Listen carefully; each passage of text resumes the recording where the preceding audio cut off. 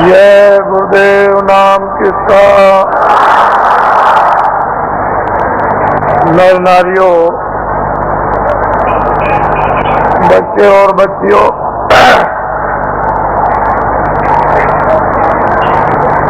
लोग अपने अपने गृहस्थ आश्रम में जब संसार का सब अनुभव बच्चों का, भाइयों का, माता पिता का, पत्नी और पति का जब गृहस्थ आश्रम में अनुभव कर लेते थे तो अंत में मोह ममता को त्यागने के लिए लोग अपनी आखिरी आयु का, उम्र का एक हिस्सा ये सोच करके देते थे कि अब चलते चलाते हमारा कल्याण हो जाए। और तीर्थाटन घर से निकलकर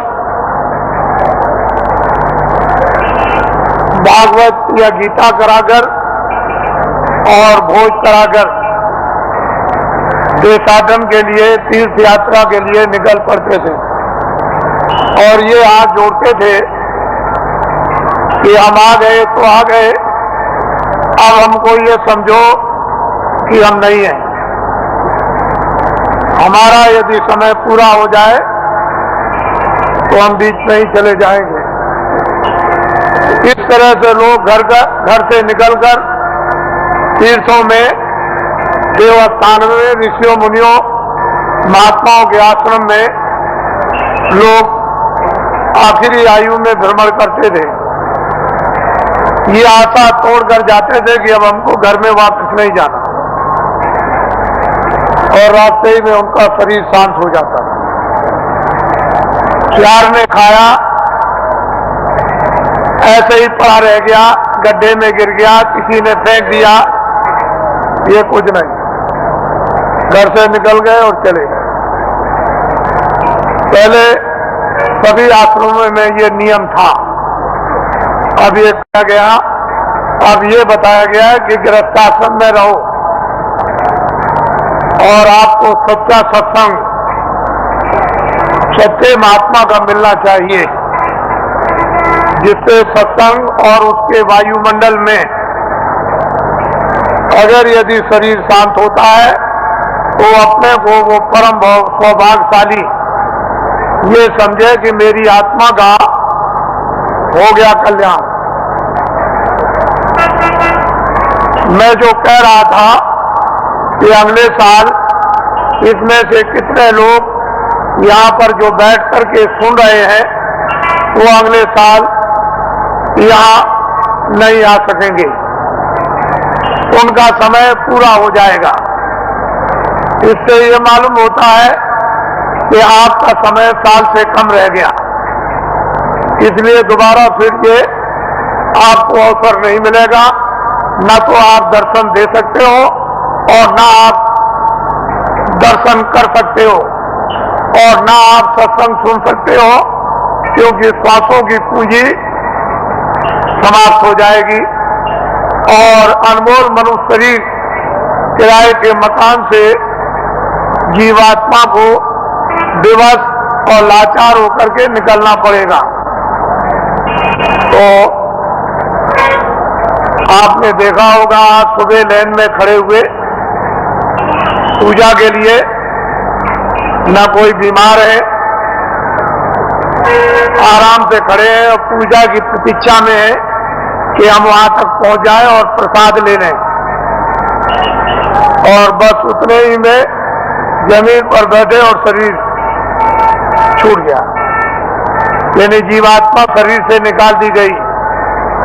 ये जीव का बहुत ही अहोभाग्य, ऐसा अवसर जीवों को मिलता नहीं है।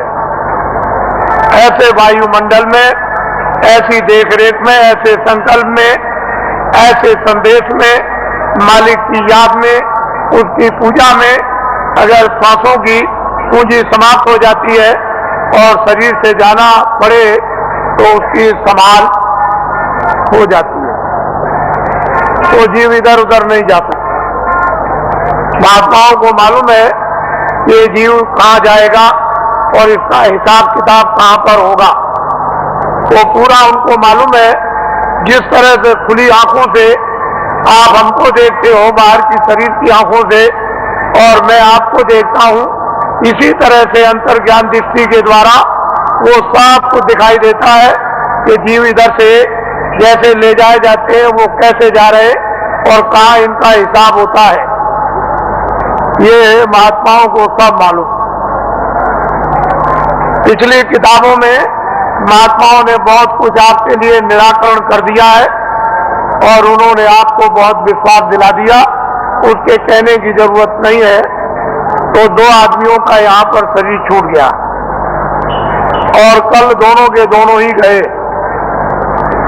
इससे ये मालूम हुआ वो बड़े बेचारे प्रेमी थे, बड़े भक्त थे और बराबर सत्संग में जगह जगह सम्मिलित होते रहते थे, सत्संग सुनते थे और दर्शन देते और दर्शन करते थे। ऐसी उनकी बड़ी तीव्र लालसा रहती थी।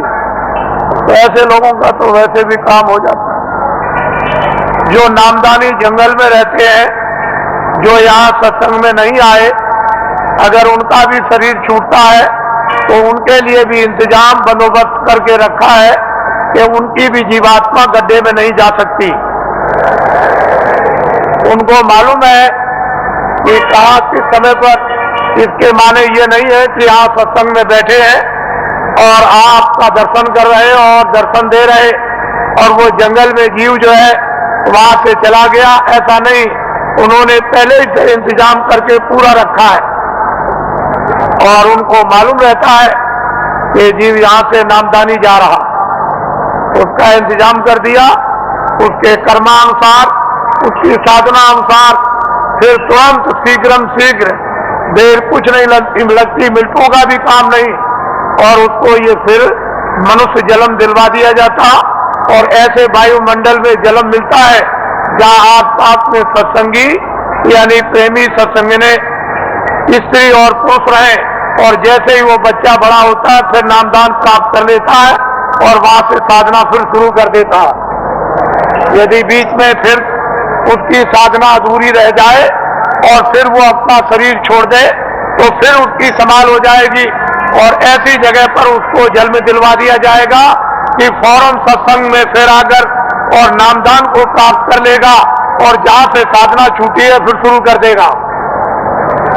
वहां तक के लिए उसको कोई मुश्किल नहीं पड़ेगी। वो आनंद फानंद एकदम तत्क्षण बताते ही उसका काम होगा और आगे उसके लिए थोड़ी मेहनत करनी है। इस तरह से जीवों की नामदान देने के बाद संभाल हर तरह से होती रहती है, बशर्ते यह है कि आप कोई बुरा काम न करें, किसी का आप कत्ल न करें, हिंसा न करें, कोई चोरी न करें, डकैती न करें, अमानवीय काम न करें। जहां तक हो जाए तहां तक सोच समझ से इन सब चीजों से बचे रहे और जो गंदगी आपके पास में जमा है वो जल्दी से उसको उतार दिया जाएगा। लेकिन जब आप गलती कर लोगे और तुम ये नहीं समझोगे कि मालिक देख रहा और जिसने नामदान दिया है वो देख रहा, तुम उसको और मालिक को अंधा समझोगे तो वो कर्म जमा हो जाएगा और उसकी आपको सजा मिल जाएगी। फिर आप रोओगे, चिल्लाओगे। हर तरह से यानी जीवों की संभाल होती है। ये बहुत ऊंचा संदेश और ऊंचा विज्ञान है। ये छोटी मोटी चीज नहीं है।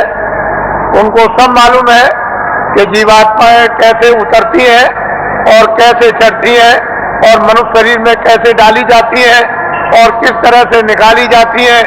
फिर ये किन किन योनियों में इनके जाने का हिसाब होता है और उनके तार यानी उनकी डोरियां किस किस तरह की है और कौन कौन सी डोरी किस किस योनि में, 84 में या नरकों में या भिन्न भिन्न अलग अलग नरकों में, 4 खानों में, 84 लाख योनियों में, ये महात्माओं को सब जैसे आईने के सामने खड़े हो जाओ ऐसे दिखाई देता है।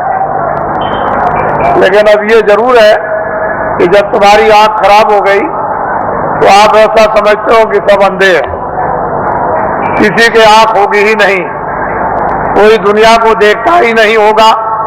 लेकिन जिसके आंख है वो तो कहता है सूरज है, चंद्रमा है, ये मकान दिखाई देता है, ये जमीन दिखाई देती है, पर सूर आदमी को क्या होगा, उसको क्या दिखाई देगा।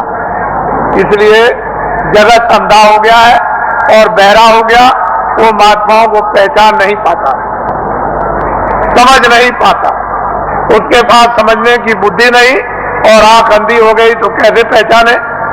कहीं अगर उसको आत्म आंख हो गई होती, वो दिव्य नेत्र ज्ञान चक्षु खुल गया होता, तब तो उस नूर में, उस प्रकाश में पहचान लेता। तो हिंदुओं और मुसलमानों और सिखों और ईसाइयों ये जाति दौलत, ये जन्म जात की संपत्ति महात्मा फकीरों के पास सबकी है। जो भी इच्छा करे, हिंदू मुसलमान सिख ईसाई, वो महात्माओं के पास जाकर के दौलत को ले आए, इस संपत्ति को ले ले। ये सबकी है, किसी एक की नहीं है। और जो इसमें भाव भक्ति करेगा उसको ये दौलत मिल जाएगी। भक्ति नाम किसका है? आज्ञा का पालन, और कोई भक्ति नहीं। भक्ति नाम कोई तस्वीर देखने का नहीं। तुमने मंदिर में मूर्त देख ली तो इसका नाम भक्ति नहीं, या तुमने गाना गा लिया, कोई प्रार्थना कर ली, इसका नाम भक्ति नहीं। जो महापुरुष आदेश दे उसका तुम पालन प्यार से करो, इसको कहते हैं भक्ति। ये है भक्ति।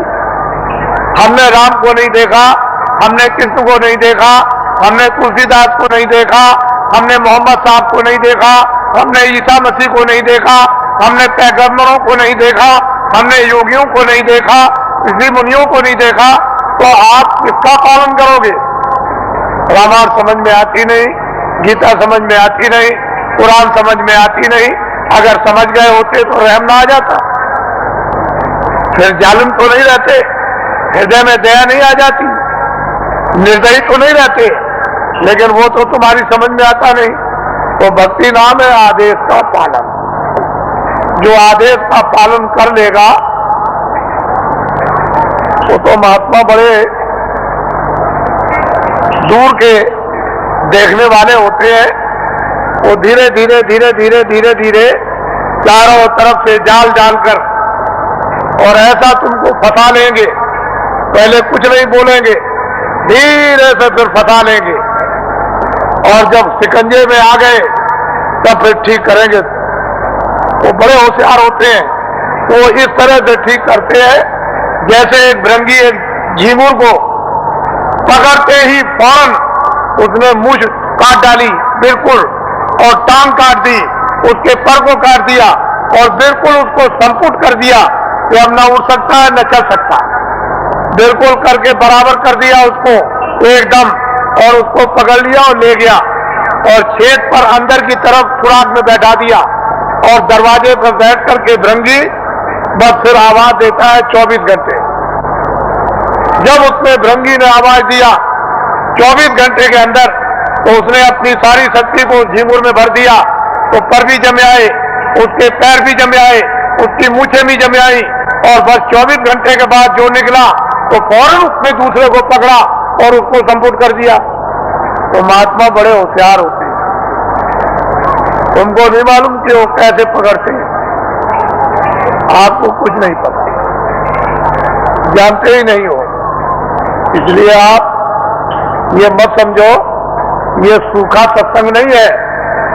आपने कल देखा अपनी आंखों से कि 4 बजे से लाइन लग गई और सारी रात जाड़े में बैठे रहे, तो आपको ये जानना चाहिए कि सारी रात जगह तपस्या की, ऊपर से सर्दी थी और लाइन में धीरे धीरे बैठ करके खिसके हैं, धीरे धीरे आए और लाइन अभी तक लगी हुई है। अगर इसको देख करके तुमको अगर कुछ भी देश का और तुमको धर्म का और अध्यात्मवाद का और मोहब्बत प्यार और महात्मा फकीरों और सेवकों का अगर अनुभव नहीं होता है तो तुम्हारी बुद्धि जानवरों से भी गई गुजरी। फिर तो मैं ये कहूंगा कि जानवर ही अच्छे, आदमी अच्छा नहीं। इस दृश्य को आप देखिए।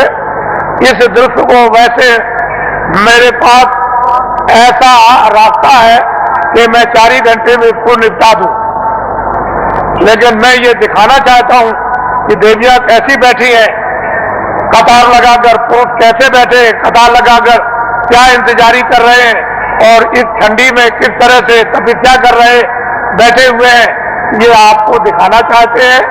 ये महात्माओं का गोपनीय राज है।